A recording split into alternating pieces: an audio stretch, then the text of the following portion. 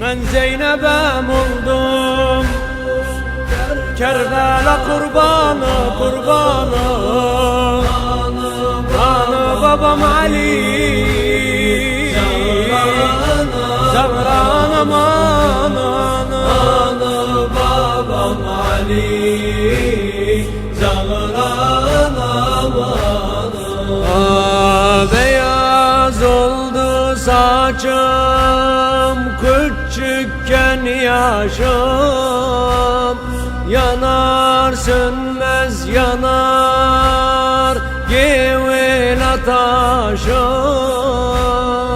Havar ettim gelmez Hüseyin kardeşim. Ayan oldu mene kardeş düşmeyi. Vesiyeti sabreyle, sabreyle ay bacım. Allah'ın her zaman yakındı faracı. Allah'ın her zaman yakındı faracı. Ben Zeynep'em oldum, Kerbela kurbanı. Anı babam Ali, Zahra amanı.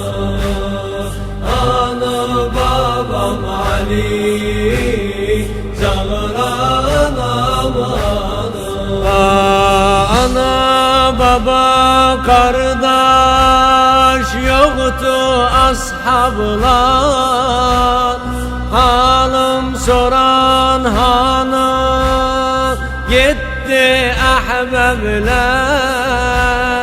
Her bir yandan gamder yüreğim kavlar.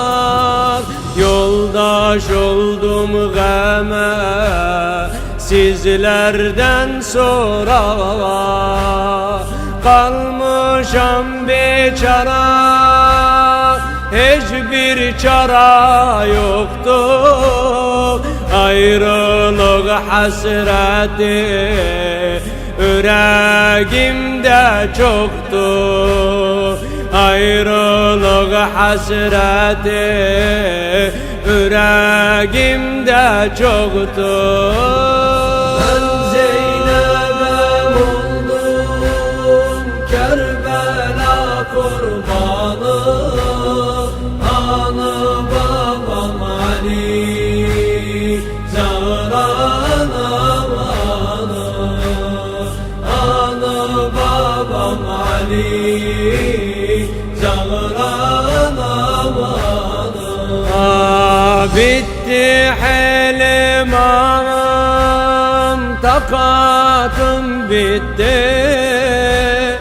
Aziz kardeş Abbas'la Hüseyin gitti. Gör bu ker bu bela bak menen etti. Aldı menden aziz kimseleri. Kaldım tek başıma, gitti Hüseyin menden. Hissederdim bir can çıktı canımdan. Hissederdim bir can çıktı canımdan. Ben Zeynep'em oldum, Kerbela kurbanı. Anı babam Ali, Zahra amanı.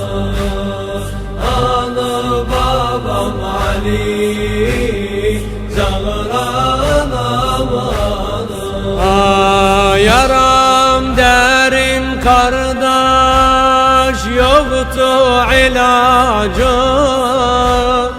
Hayat oldu mene zehir birden acı, bugün işitmedim kimseden bacı.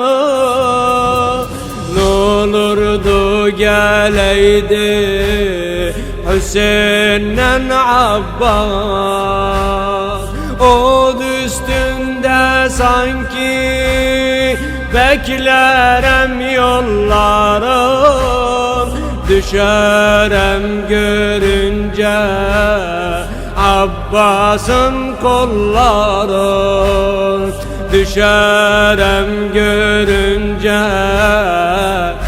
Abbas'ın